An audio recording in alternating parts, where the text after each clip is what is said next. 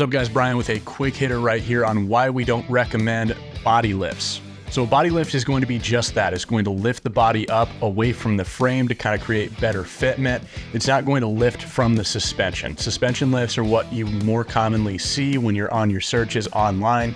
A lot of people are falling out of love with this sort of body lift. So first of all, it's going to stretch your components. It's going to stretch your steering components that are designed to work within a specific tolerance. Second point is going to be a little less to do with a truck that's nearly a quarter century old, but a lot of the newer vehicles that have a lot of wiring and sensors and various technology inside, it's going to stretch those wiring harnesses, expose them to elements that they wouldn't otherwise be exposed to.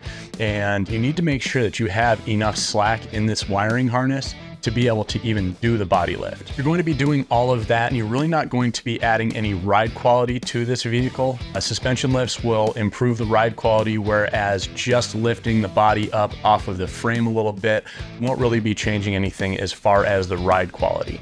It's also going to leave this strange gap between the frame and the body, so you can kind of see daylight through that. Also, if you have exhaust tips that are running up against the body lines, it's going to leave a gap that's going to kind of look funny there.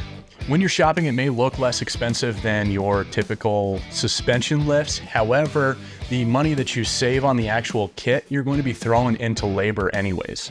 I would honestly say that this should only be done on older trucks, but one of the things to be very cognizant of is that older trucks are going to have rust. So as you start lifting the body up off of the frame to get these spacers in, oftentimes you're going to cause a lot more damage.